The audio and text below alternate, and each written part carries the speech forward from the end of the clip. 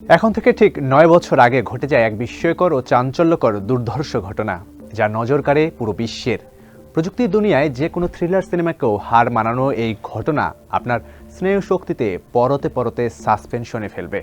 দর্শক, বলছি বাংলাদেশ ব্যাংকের রিজার্ভ চুরির কথা, যেখানে ব্রিটেনের এক সময়ের সবচেয়ে বড় ডাকাতি দ্য গ্রেট ট্রেন রবারির কাহিনীও কিছু নয়। ভাবা যায় 1 বিলিয়ন বা শত কোটি ডলার চুরির রহস্য নিয়ে আজ আপনাদের সামনে হাজির, আর পুরো আয়োজন জুড়েই আপনাদের সঙ্গে থাকবো লাবিব হাসান। বিশ্বে সশরীরে ব্যাংক লুটের ঘটনা অহরহ, সেসব নিয়ে লেখা হয়েছে গল্প, নির্মাণ হয়েছে চলচ্চিত্র। কালের পরিক্রমায় সেখানে লেগেছে প্রযুক্তির ছোঁয়া। সশরীরে শত কোটি ডলার সরিয়ে নিতে প্রয়োজন অন্তত 10টি ট্রাক এবং বড় জনবল, কিন্তু একই পরিমাণ অর্থ অনলাইনে লুটে নেওয়া যায় হাতের স্পর্শ ছাড়াই। দেখা তো দূরে থাক। বাংলাদেশ ব্যাংকের রিজার্ভ চুরির ঘটনা ঠিক 1983 সালে নির্মিত হলিউড সিনেমা ওয়ার গেমের প্লটের মতো নয়, যেখানে মজা করতে গিয়ে পারমাণবিক যুদ্ধের ঘটনায় জড়িয়ে পড়ে ম্যাথিউ ব্রোডারিক, বরং 2001 সালে জর্জ ক্লুনি ও ব্র্যাড পিটের নির্মিত সিনেমা ওশান 11-এর মতো, যেখানে একদল সংঘবদ্ধ অপরাধী চক্র জড়ো হয়েছিল, যারা প্রত্যেকেই নিজ নিজ ক্ষেত্রে দক্ষ। এমন দক্ষ হ্যাকারদের সুনিপুণ দক্ষতার ফাঁদে পড়ে বাংলাদেশ ব্যাংক।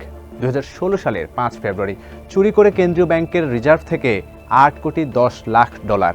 পরে জানা যায় এই অর্থ যায় ফিলিপাইনের মাকাতি শহরে রিজাল ব্যাংকের একটি শাখায় 4টি ভুয়া হিসাবে। সেখান থেকে দ্রুত অর্থ উত্তোলন করা হয়। পরে চুরি হওয়া অর্থের মধ্যে মাত্র 1.5 কোটি ডলার পুনরুদ্ধার সম্ভব হয়। এ ঘটনায় হয়েছে মামলা, চলে তদন্ত কার্যক্রম। কিভাবে হয়েছিল এই লুট? নানা তদন্তে উঠে আসে নানা তথ্য, তবে শুরুটা কিভাবে হয়েছিল তা জানলে মাথা ঘুরে যাবে। এই ঘটনার মূল হোতা বলা যায় একটি ত্রুটিযুক্ত প্রিন্টারকে। মতিঝিলে বাংলাদেশ ব্যাংকের প্রধান কার্যালয়ের 10ম তলায় অত্যন্ত সুরক্ষিত ঘরের অভ্যন্তরে বসানো ছিল প্রিন্টারটি। কোটি কোটি ডলারের ট্রান্সফার ব্যাংকের বাইরে ও ভেতরে প্রবাহিত হওয়ার রেকর্ড ছাপানো হতো এটি দিয়ে। ঘটনার দিন সকালে প্রিন্টারটি হঠাৎ কাজ করা বন্ধ করে দেয়, কিন্তু সাধারণ সমস্যা মনে করে কেউ বিষয়টি নিয়ে তেমন মাথা ঘামায়নি। কিন্তু এটা আসলে শুধুমাত্র প্রিন্টারের একটা সমস্যা ছিল না, আর ব্যাংকটাও সাধারণ কোনো ব্যাংক নয়। এমন চাঞ্চল্যকর তথ্যই উঠে আসে বিবিসির এক প্রতিবেদনে। বাংলাদেশের কেন্দ্রীয় ব্যাংক বাংলাদেশ ব্যাংক দেশের বিদেশি মুদ্রার রিজার্ভ দেখভালের দায়িত্ব পালন করে। সেখানে প্রিন্টারের একটি গুরুত্বপূর্ণ ভূমিকা রয়েছে। ব্যাংকের প্রধান কার্যালয়ের 10ম তলার অত্যন্ত নিরাপদ একটি রুমে এই প্রিন্টারের অবস্থান। এই প্রিন্টারের মাধ্যমে ব্যাংক থেকে যাওয়া বা আসা কোটি কোটি ডলার লেনদেনের তথ্য প্রিন্ট করা হয়, আর সেখান থেকে শুরু হয় হ্যাকারদের মিশন। প্রিন্টারের সমস্যার মধ্য দিয়েই দুঃসাহসী সাইবার হামলা শুরু করে হ্যাকাররা। ব্যাংকের কম্পিউটার নেটওয়ার্ক ভেঙে প্রবেশ করে তারা। যখন বাংলাদেশ ব্যাংকের কর্মীরা প্রিন্টারটি নতুন করে চালু করেন, তখনই উদ্বেগজনক একটি বার্তা চোখে পড়ে তাদের। নিউ ইয়র্কে ফেডারেল রিজার্ভ ব্যাংকে রাখা বাংলাদেশ ব্যাংকের পুরো অ্যাকাউন্ট খালি করে ফেলার নির্দেশনায় বার্তায় পাওয়া যায়, যেখানে 1 বিলিয়ন ডলার বা 100 কোটি ডলার রয়েছে। এই বিষয়ে বিস্তারিত জানতে চেয়ে ফেডারেল রিজার্ভ ব্যাংকের সঙ্গে যোগাযোগের চেষ্টা করেন বাংলাদেশ ব্যাংকের কর্মীরা, কিন্তু তাতে কাজ হয়নি। কারণ হ্যাকিং কার্যক্রম শুরু হয়েছিল বাংলাদেশ সময় বৃহস্পতিবার রাত 8টায়, যখন নিউ ইয়র্কে সকাল। ফলে বাংলাদেশ যখন ঘুমিয়ে রয়েছে, তখন ফেডারেল রিজার্ভ ব্যাংকে এই লেনদেন চলছে।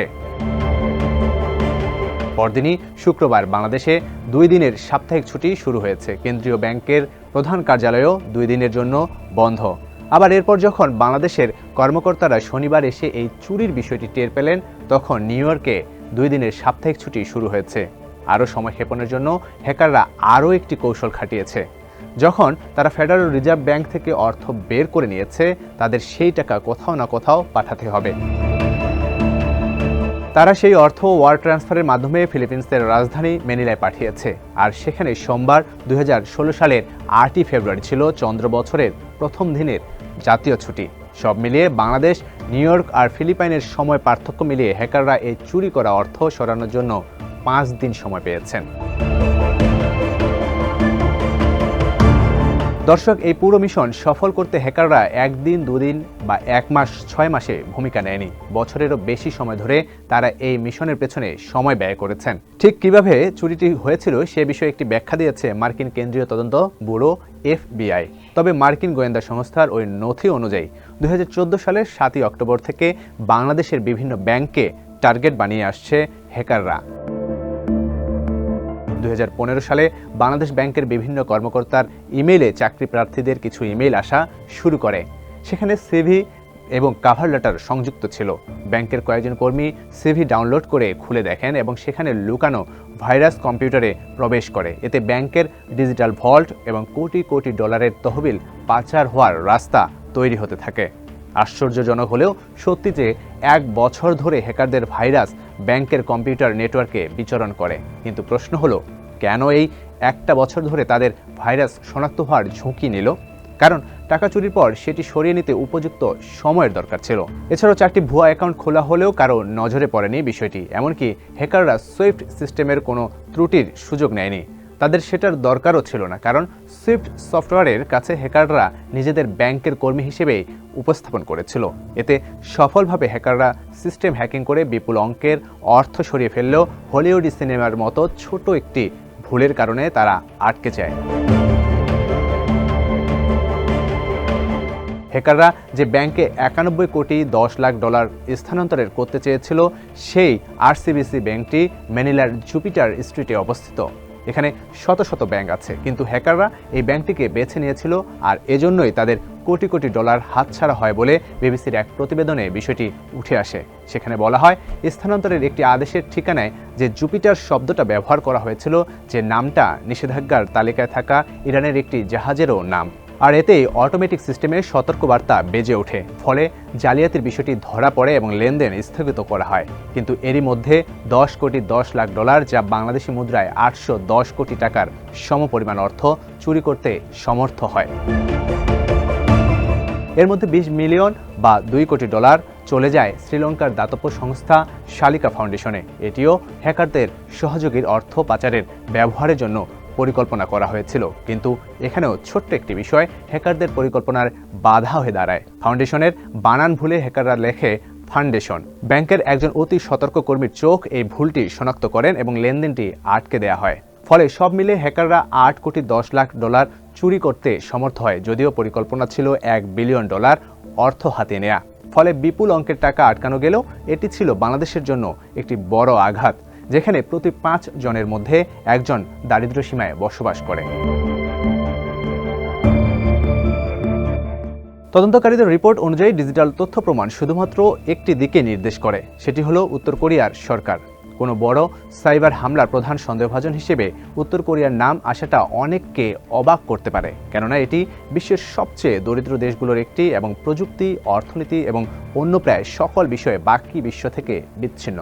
আর অনলাইন নিরাপত্তা জগতে উত্তর কোরিয়ার হ্যাকাররা লেজার্স গ্রুপ নামে পরিচিত। বাইবেল থেকে যে নামটি নেওয়া হয়েছে, যার অর্থ মৃত্যু থেকে ফিরে আসা। গ্রুপটি সম্পর্কে কম জানা গেলেও উঠে আসে পার্ক জিন ইয়ক নামের একজনের নাম। FBI জানায় সে দিনের আলোয় প্রোগ্রামার আর রাতের অন্ধকারে দুর্ধর্ষ হ্যাকার।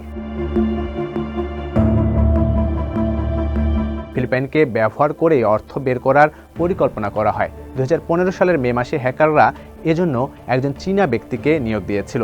তিনি ম্যানিলার আরসিবিসি ব্যাংকে 4টি ব্যাংক হিসাব খোলেন $500 দিয়ে।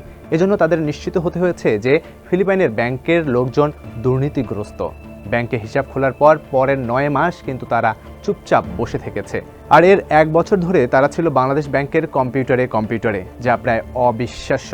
বাংলাদেশ ব্যাংকের কোনো একজন সেটা ধরতে পারলেই হ্যাকারদের সব পরিকল্পনা ভেস্তে যেত। ফিলিপাইনকে বেছে নেওয়ার আরেক কারণ ছিল সেখানকার ক্যাসিনো শিল্প।